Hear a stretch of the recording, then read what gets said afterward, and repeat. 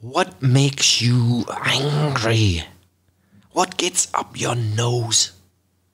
Do you often go berserk and hit the roof? On this episode, you'll learn different ways of talking about anger. And we hope this podcast doesn't make you hot under the collar. Welcome to Aprender Inglés con Reza y Craig.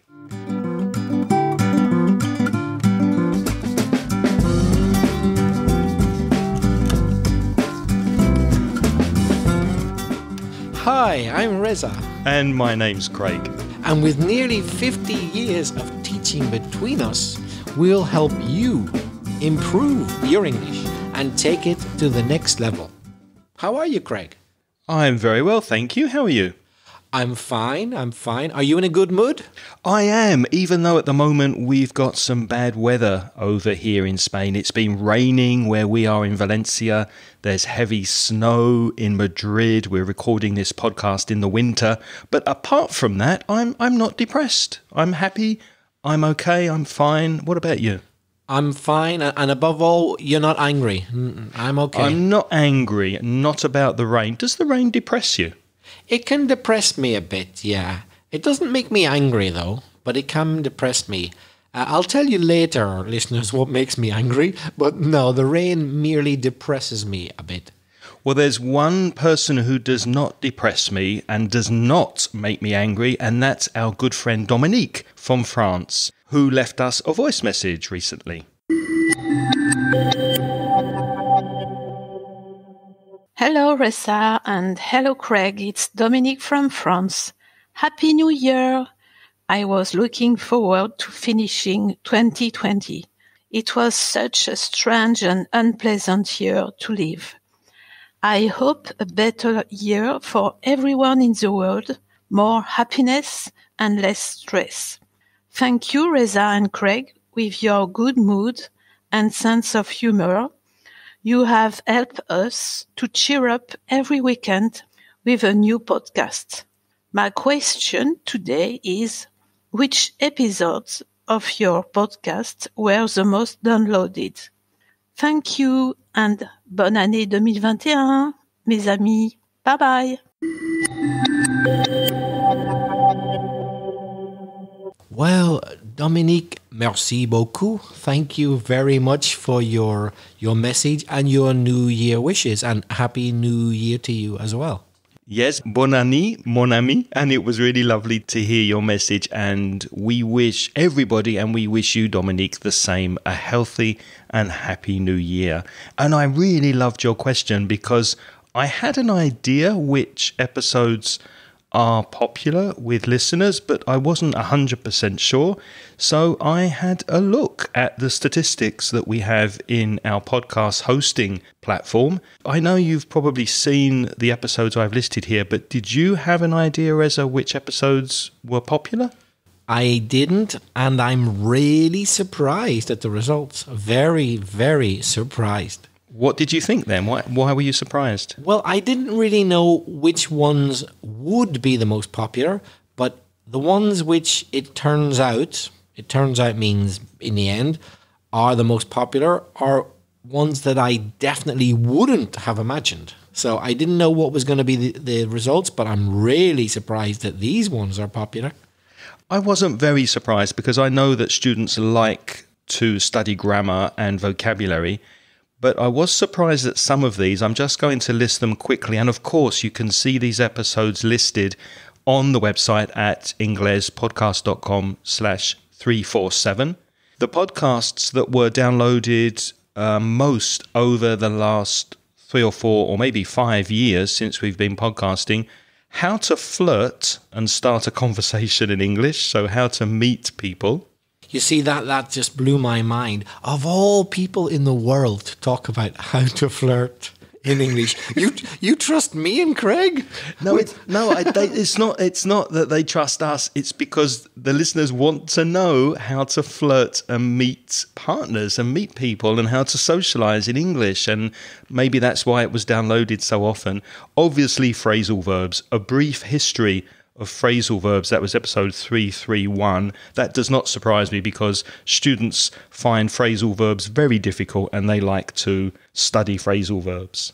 And also with phrasal verbs, we did an episode that was called 20 Phrasal Verbs That English Students Should Know. That's episode 98. We did a long time ago. That was very, very popular. That doesn't surprise me. Yeah, that was a very appealing lesson because phrasal verbs do give so many problems to many students. The flirting one really surprised me, but anything to do with phrasal verbs doesn't surprise me. So maybe we should do one or two more episodes about phrasal verbs.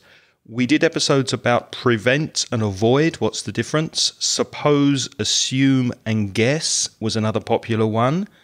And of course, grammar. We did an episode recently about the present perfect, the past simple, gerunds, infinitives. That was episode 319. And this one surprised me, Reza. Spanish food from a British perspective, episode 299. Did that surprise you? Yes, I didn't expect that to be one of the favourites, but I'm really happy it is because it's a topic that fascinates me. Yeah. And the most popular, the winner, the most downloaded episode, Dominique, it was 30 grammar mistakes that Spanish speakers make, episode 242. That was downloaded the most. So based on Dominique's question, we intend to do more phrasal verb podcasts and more grammar mistakes and grammar focus podcasts. And don't forget, we love getting your feedback, so please let us know what your favourite episode was and we'll try to create more episodes that you enjoy. Now, I have frankly admitted I know very little about flirting, although Craig and I, we do know about the language of flirting. We're just not very good at putting it into practice. But if there's something I do know about, it's getting angry and expressing it. I'm quite good at that. That surprises me because I don't think I've ever seen you very angry. You ask my girlfriend. So behind closed doors, when you're on your own, you do get angry with people close to you. No, I don't want you to think I'm some kind of monster, but I suppose, like everyone, I do get annoyed from time to time. So let's look at some vocabulary that's connected to anger and specifically causing anger. How can you speak about things that make you angry or cause you to be angry? Well, you can use the verb to annoy because some things annoy you. A-N-N-O-Y. What annoys you, Reza? Being a United Kingdom citizen, people who jump queues. It annoys me. I don't like it when there's a nice orderly queue.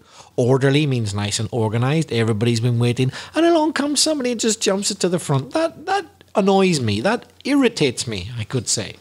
Yeah, irritate is another word that's fairly similar. So something irritates you. It really bothers you. B-O-T-H-E-R, which is a very common expression.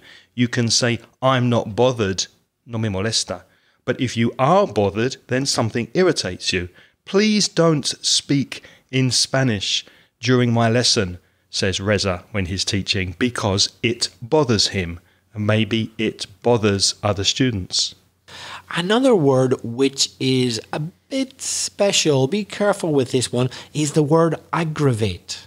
So it's similar in meaning to annoy, irritate, bother, but I would say it's maybe a little bit stronger. If something aggravates you, it's irritating you more than normal. It's really irritating you, right? Yeah, and that's a word my mum used to use when I was growing up and I was quite small and a very bad, naughty little boy. But she used the noun very often. She used the noun of aggravate, which is aggravation. And her expression was, Craig, don't give me any more aggravation. Don't give me aggravation today. That's really interesting. I didn't know that. This is news for me, listeners. It just so happens that my mum used a form of aggravate as well with me and my brothers and sisters. Quite often she would say, you know what you are? You're an aggravator. Seriously. Which is not really a common word, but it kind of sounds good whenever you're telling off a kid, you're an aggravator. That's what you are. That's what she'd say. So our mums have aggravation in common. I reckon most mums get aggravated quite frequently by their kids. A word that's not as strong as anger, you can say I'm angry. Angry is the adjective. I feel angry. If you feel upset, upset, upset, that's not as strong as anger, is it, Reza? It's a bit less than anger. I feel upset because I broke my favourite mug or my favourite cup. I feel upset. I feel sad. Yeah, if it was more than that, then you could say it angers you. But if you feel upset, you're halfway on the road to being angered. So anger is quite extreme. Upset is a little bit less extreme to upset. Reza, what do noses have to do with being upset or being angry? Well, we use the phrasal verb get up with the expression to get up someone's nose. Now, imagine physically, if something got up your nose, you wouldn't like it, right? Things are not supposed to be up there. You very quickly notice it. Like a mosquito, for example. Like a mosquito or a bit of dirt or something. So if something or someone gets up your nose, it irritates you. There's a similar expression in Spanish, isn't there? But it's touch your nose, tocar las narices. Ah, that's right, yeah. No me tocas las narices. Don't touch my noses. But in English, we say to get up your nose.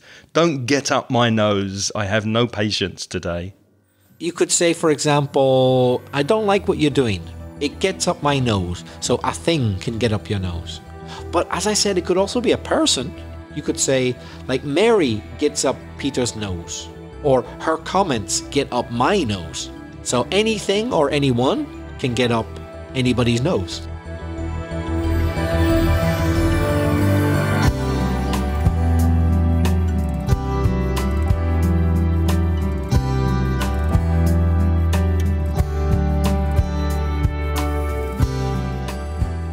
You've heard the word test before. You can test someone's English, you can take an English test, you can take a driving test, but you can also test someone's nerves. So you can say that their rudeness, for example, or their disrespect is really testing my nerves, or trying my nerves is also a similar expression. In other words, you could say it's rubbing you up the wrong way. If someone or something rubs you up, another phrasal verb, rubs you up the wrong way, it's the same as test your nerves. Another expression you could use, but be careful with this expression because it's not politically correct. It can be rude in certain situations. It's very informal. It's to piss off. So if something pisses you off, it causes anger. It annoys you. It angers you. You wouldn't use this expression in a formal situation like a job interview, for example. So be very careful with this expression. It is informal and colloquial. If something pisses you off, it really annoys you or it really makes you angry. Lots of traffic in the morning when I'm late pisses me off. Are there any other expressions that are similar to piss off, Reza, that are maybe more politically correct? Yes, a slightly milder one, so it won't offend anybody, is to brown off. So instead of saying, this traffic is pissing me off, which is quite extreme, you could say, this traffic is browning me off. That shouldn't offend anybody. In the United States, they don't say piss plus off, they just say piss. And in the United States, I'm not even sure if they say brown off. That might be a very British expression. My mum used to use that expression, yeah, but I don't think it's very common in the US. So all these expressions are used for things that cause anger, things that piss you off, that make you angry. Let's look now at some expressions that you can use when you want to express your anger, when you're feeling angry. So you can be angry or you can feel angry. Use those two verbs with these adjectives. You can also feel annoyed or be annoyed. So annoyed is the adjective of the verb to annoy. Do you remember at the start we had a list of similar words? We said to cause anger is to annoy, to irritate, to bother, to aggravate, to exasperate, to upset, to anger. So you can just put all those into their adjective form or past participle form. So you can say, I'm really angry. I feel annoyed. So something like the traffic jam is annoying me. So I feel or I am annoyed. So you just put the verb into the past participle form. So to be, to feel annoyed, irritated, bothered, aggravated, exasperated. Upset is an irregular verb. Upset, upset, upset. The past participle is upset and the infinitive is upset. So I feel upset. But be careful with anger. I guess you could say, but it's not common, you could say I feel angered. Yeah. Which is the past participle of anger. But it's not so common because we already have an adjective for that. I feel angry. But it wouldn't be wrong to say I feel angered, would it? No, not at all. And you'd probably expect it in a formal text or maybe a news report. The Prime Minister was angered by the Chinese government's comments, for example. Reza, thinking of the coronavirus pandemic that we find ourselves in at the moment, at the time of the recording in January 2021, what annoys you? What are you annoyed by? What are you irritated by most? What irritates you most at the moment? Seeing groups of people in the street without wearing the mask. That really bothers me. One person, they might have an excuse. You know, I don't like to presume that I know everything about everybody. For example, I saw a person walking up the street the other day and didn't have a mask, and at first I was thinking, I've got to walk right past this person. That's a bit annoying. But when I got close, I realized that this person had tubes in their nose. They obviously had some kind of breathing condition, and they probably had an excuse, a valid excuse not to wear a mask. Okay, fair enough. So from then on, I thought, all right, don't judge people. But when you see a group of like 5 or 6 or 10 young people, especially, and none of them wear a mask, there couldn't be an excuse for that. And the chance of spreading the virus is obviously much increased if they do that. That bothers me. Does it bother you? Yeah, it does. It does. Another thing that annoys me as well and irritates me incredibly is politicians not acting in the public interest. Here in Spain and in other countries too, many politicians are taking advantage of the situation for political gain, to get ahead in politics or to try to suppress or criticize or judge the government and attack the government. And a lot of politicians are not acting in the best interests of the country, and people are dying. And the politicians are supposed to serve us. So it really annoys me, for example, when the vaccinations are not being distributed correctly or efficiently or quickly to people who need them, because people might die as a result. That really irritates me. If you're in a bad mood and you're feeling irritated, you could say that you feel grumpy. Grumpy. Grumpy. I think in Spanish it's cascarrabias. Cascarrabias, yeah. I think that as a noun, yeah. Eres un cascarrabias. But there is an adjective, and I know it very well because, again, my girlfriend often uses it to describe me. Que eres gruñón. Que gruñón. Yes. Well, actually, there can also be a noun, un gruñón. Que gruñón. Gruñón is grumpy above all. So here's a question for you. The 7 dwarfs. A dwarf is un enano. One of the dwarfs in English is called Grumpy because he's always in a bad mood.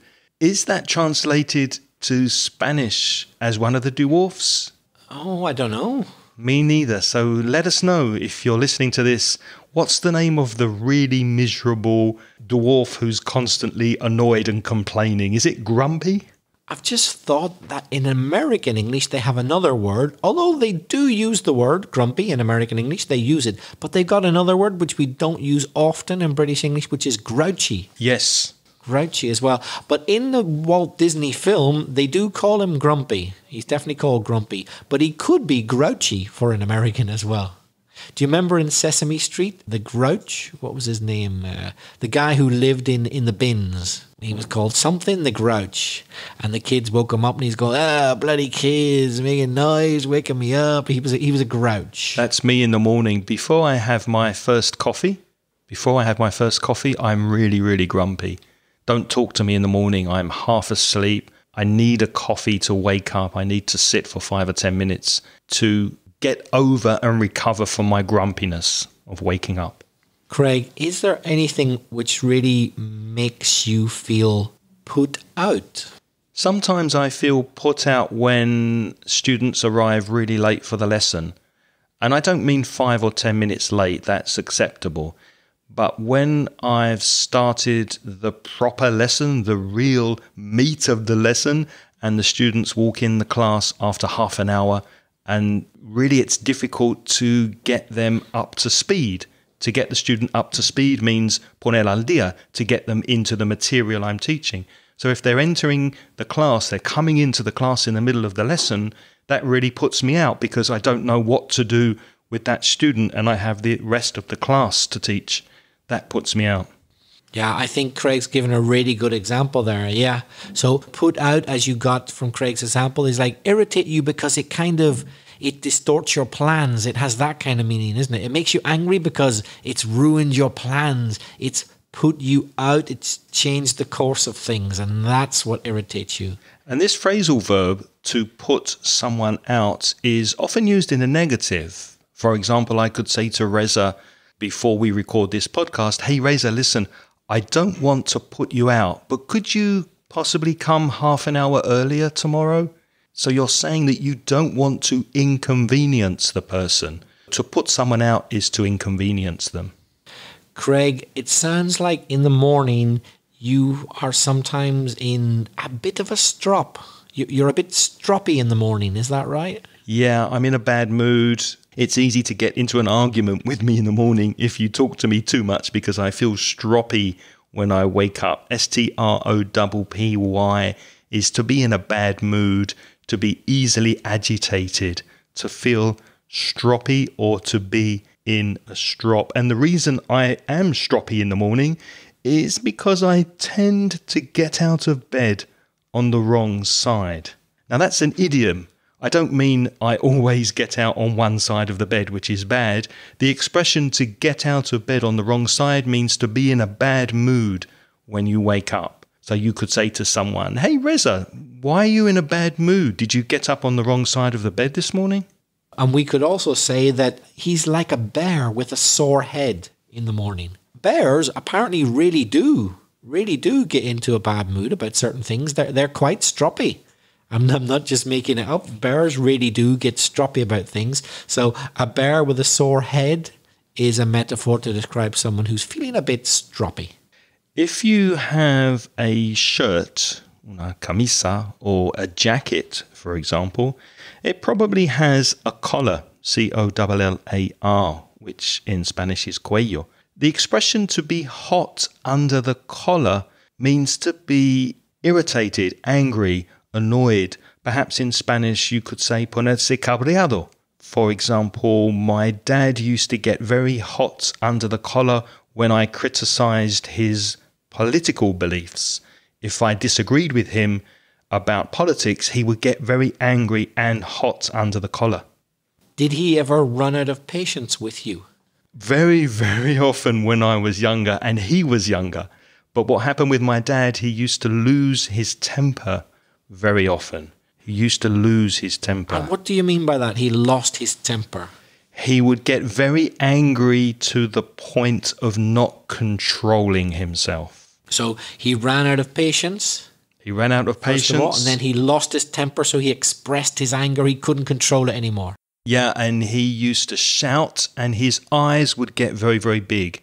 And that scared me. When I knew that when my dad's eyes were big and he was shouting and he was red in the face, it was not a good place to be. Then you should go into the other room. Would you say you've inherited any of that? Do you often feel offended by things people say? Do they really bother you? Not very often, no. Very few things offend me, and I think the idea of being offended these days has been exaggerated too much. I try not to offend anyone, but I also think if you do offend someone, it's not the end of the world. You're not physically hurting them or harming them. Nothing actually happens when you're offended. You're just taking something the wrong way. So I think there's too much emphasis these days in the media on being offended. There's nothing wrong with being offended. You can protest about what someone says, but you're not physically harmed. Do you agree with that? Yeah, totally, yeah. So for me, if somebody says something which makes me feel uncomfortable, but it was unintentional, I don't feel offended at all. It really doesn't put me out. But if someone seems to be making an effort to irritate me, that different. Does offend me. Then I will retaliate. I will get really annoyed. I'll get hot under the collar, and I might try to deliberately offend them in return if I feel they're doing it on purpose. I think many people do have sensitive areas that offends them. That could be family, it could be religion, it could be the color of your eyes or your height or your weight. You could be offended very easily. So when someone says something without meaning to offend you, you could feel uptight.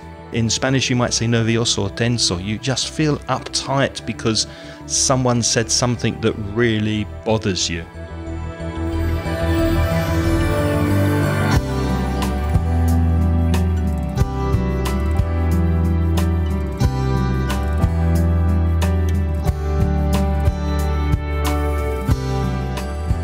To be furious, I'm sure you understand that because it's similar to the Spanish word, right? Furioso. But there's another word which perhaps you're not so familiar with. To be livid. Livid. It's more or less the same as furious. So if you feel livid or furious, you're very, very angry. Not just slightly angry, but extremely angry. You are livid. And another word that you may not have heard of is to go berserk. I'm not sure if this has a use in American English, but it's fairly common in British English. To go berserk is to go mad, to go crazy in a negative way, to lose control of yourself.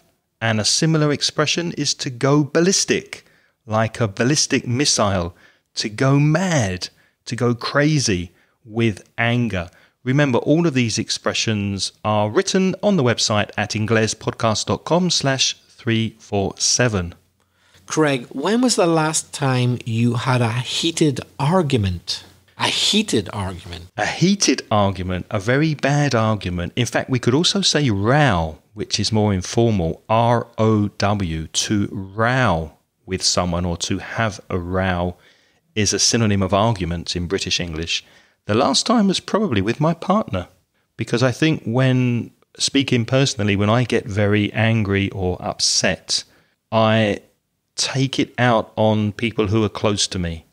To take something out on someone means to release your stress and release your anger on somebody else. For example, you might be cross with me. What does cross mean?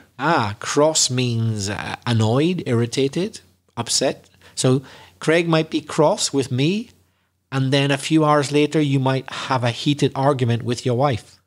Not so simple. Let's imagine I wake up in the morning like a bear with a sore head and everything goes wrong. I spill my coffee, I'm late for work, I'm in traffic, something happens with the car, I have a bad day at work. Everything goes wrong. There's a higher possibility I'll have a heated argument or a row with my partner to release the stress because I'm angry at everything. And the easiest thing is to be angry at your partner because they're the closest person to you. Do you ever fly into a rage? Oh, it's been a long time. I can't remember flying into a rage, getting very, very angry, going berserk. I can't remember the last time I did that. Can you? No. In the car, probably, shouting at someone. Yeah, have you done that? Yeah. You flew off the handle. I lost control maybe 2 or 3 times in the last few years in the car. I've actually stopped the car, got out the car and shouted at someone and had an argument. That sounds like a case of road rage. Possibly. But again, I probably was having a very bad day and somebody did something incredibly stupid and I took it out on that person. So Craig's talking about incidents where he has flown to fly into a rage or to fly off the handle. That means when you suddenly just cannot control your anger anymore and you take very extreme action. It could be shouting at somebody very loudly, could be even physical. If you really, really go over the top, really extreme. You might even call it a blind rage. So rage is rabia, and a blind rage is not a rage of a person who can't see. It doesn't mean that. A blind rage is when you're so infuriated, you're so angry suddenly that it's as if you can't even see the truth. You don't care anymore about what people say. Nothing's going to calm you down. You're blind to the rest of the world. It's a blind rage.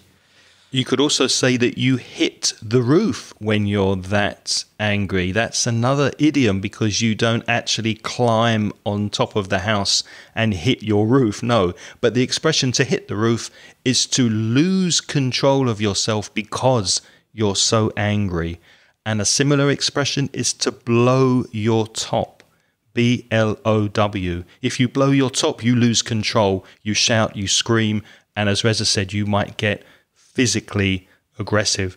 Have you ever lost your temper so much that you've become physically aggressive? Not physically, no, but I blew my top at somebody many years ago. I'm just remembering now, funnily enough, I hadn't thought of this for years, and I was prepared to take it physically if this guy wanted.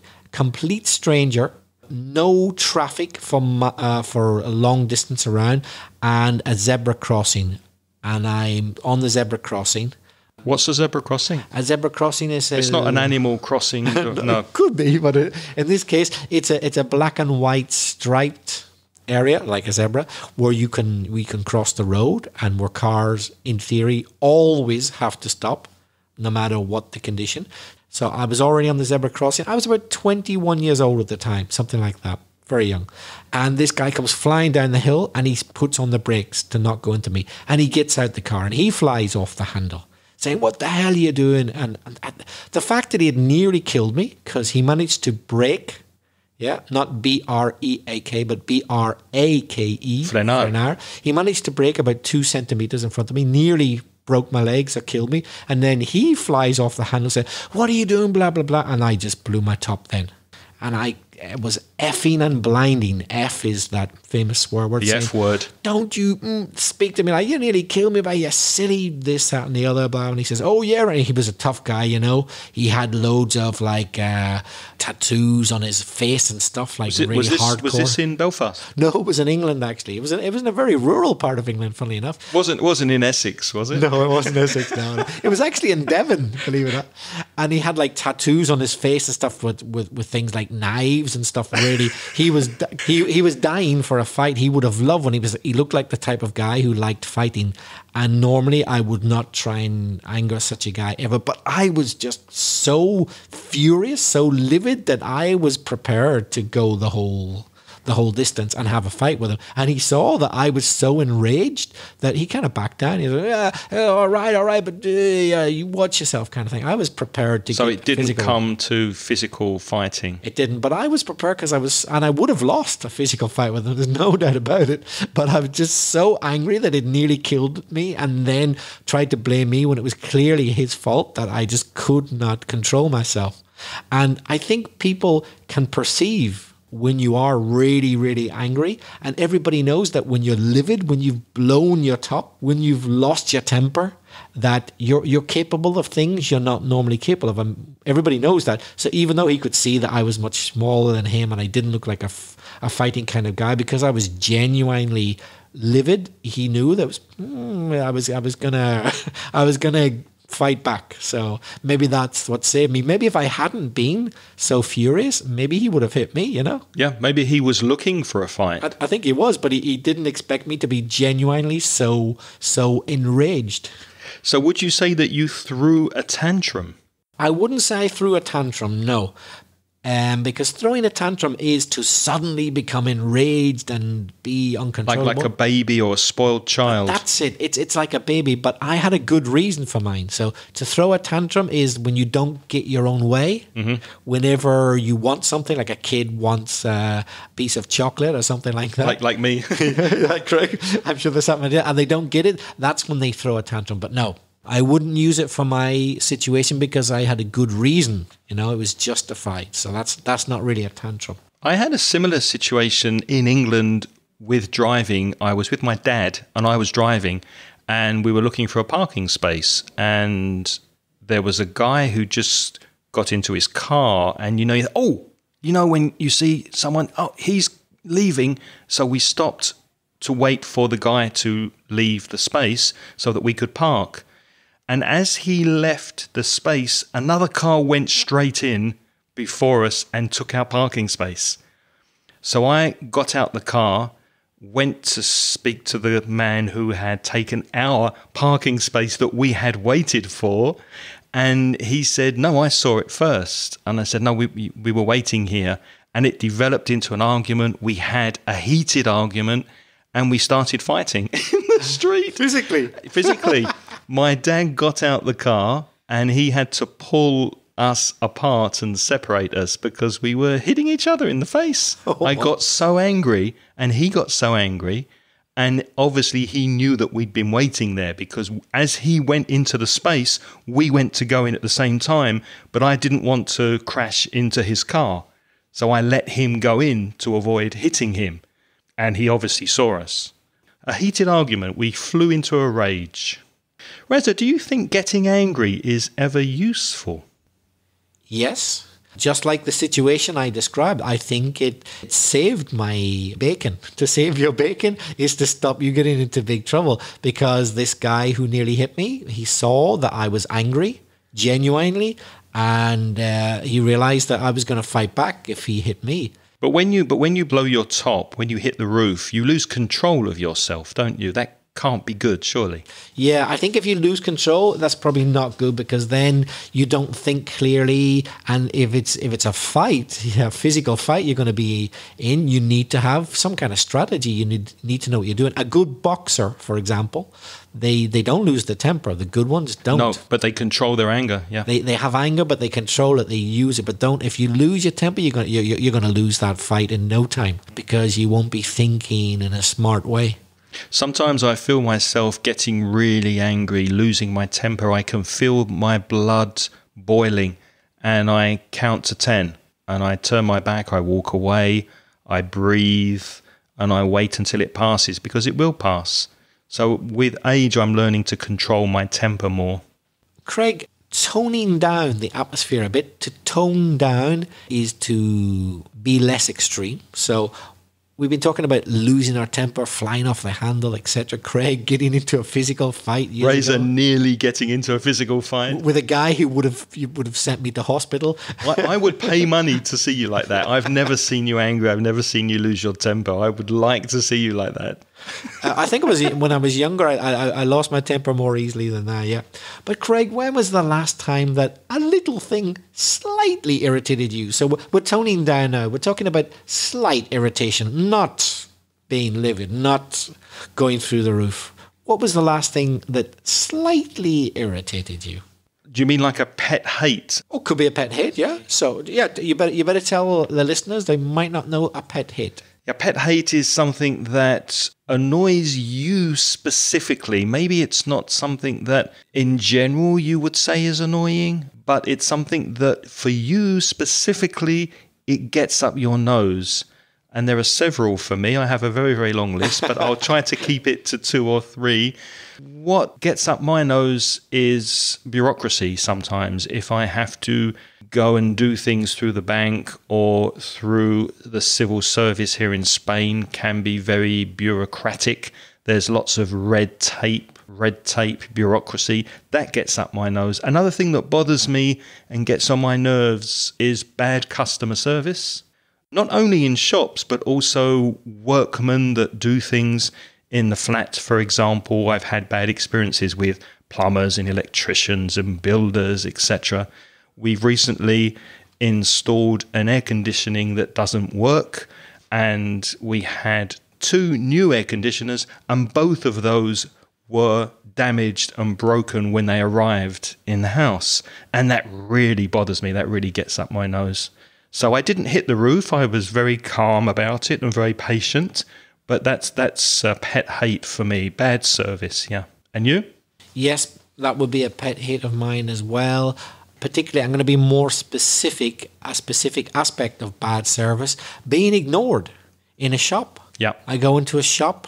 There's nobody in the shop. I go up to the counter, the place where You speak to the shop assistant there behind the counter, and they ignore me. I might even say, hello, good morning, and they still ignore me. I'm the only person in the shop. That's a pet hate of mine. That really irritates me. It doesn't irritate all people, perhaps, but it does me, so I could call it a pet hate of mine. What I normally do now, in my old age, I think that why should I waste time? I just immediately leave the shop now. I give them about 3 seconds, and if they don't say anything, I'm not going to get angry. I just leave. Take your business to another place. Exactly. We'd be very interested to know what gets up your nose, what makes you hit the roof, what annoys you, what bothers you, what irritates you. We'd like to hear about it. So please send us a voice message and practice some of the vocabulary we've spoken about today. You can send us a voice message. Go to speakpipe.com. That's speakpipe.com/Ingles podcast. Or if you prefer, you could write to us. You could send us an email. You could find Craig at his email. It's craig@inglespodcast.com, or me, belfastreza@gmail.com. And if you're interested in some paid courses to improve your English, at the Mansion Ingles website, we have a store, a shop, where you will get fantastic automated customer service. Go to store.mansioningles.net, and we have lots of different courses about pronunciation, passing exams, improving your listening, and lots of other things. As always, before we go, we'd like to thank all of you who are helping us by supporting this podcast through the Patreon scheme. If you're interested, and if you want to see a list of all our supporters, go to Patreon, that's patreon.com/Inglespodcast. And there you will see a list of all our supporters.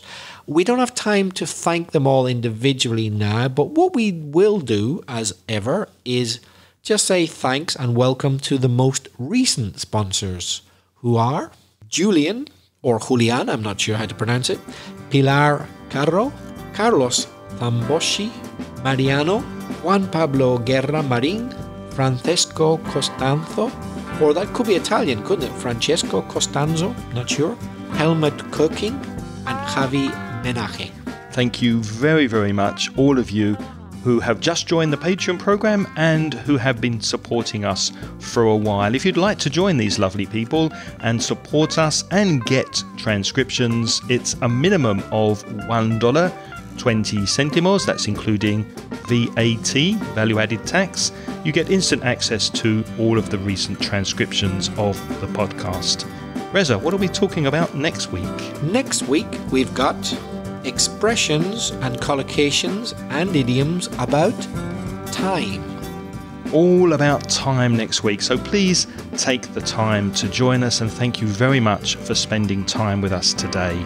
Till next time, please don't get angry. It's goodbye from me. And bye-bye from me. The music in this podcast is by Pitts. The track is called See You Later.